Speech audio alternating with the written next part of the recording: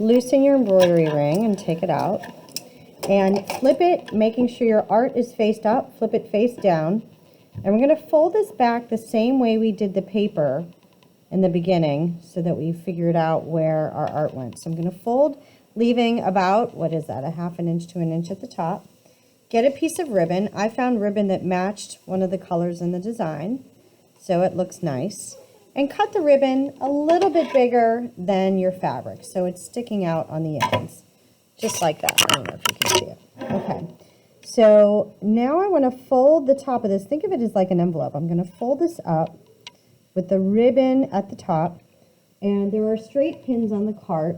Use tweezers so you don't stab yourself to pull some of these straight pins into a lid so that you can take the lid to your table without, and I'm going to poke through the middle of the ribbon, through the other side, and then back through the front. So the ribbon, I'm just pinning the ribbon in place so it doesn't move, because when I sew this, I don't want to sew the ribbon. So that's just sort of holding it out of the way. So I'm going to put 3 straight pins, one in the middle, one on each side, just to keep the ribbon out of my way. Now, I want to also make sure that this fabric is overlapping the fabric underneath, because that's where I want to sew. So I'm going to put a couple more straight pins vertically to hold that fabric right there together. So I'm going to go down this time and through like that.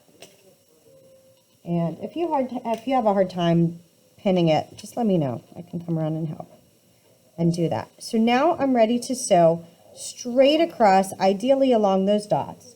Now when you stitch, I'm just going to show you here on this one, I actually drew a line just showing you I want to stitch below the ribbon, not into the ribbon.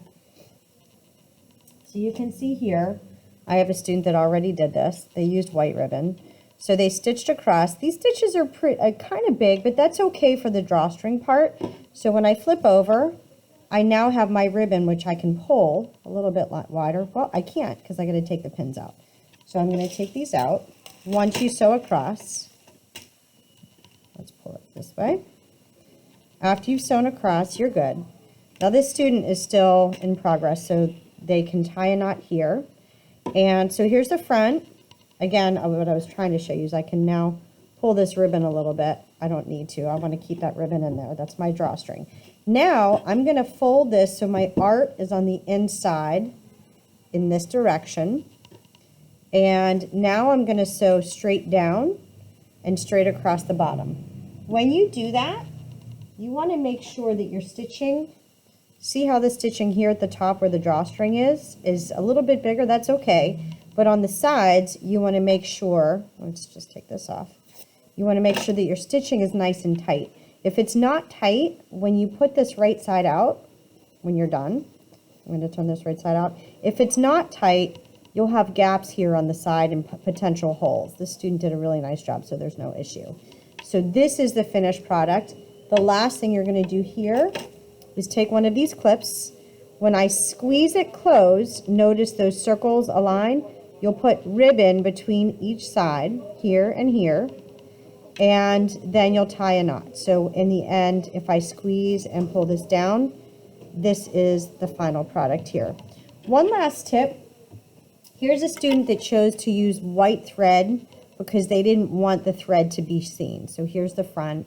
So if you want your line or your stitching to be invisible, at least for the drawstring, use some white thread since the fabric is white. And that is pretty much it.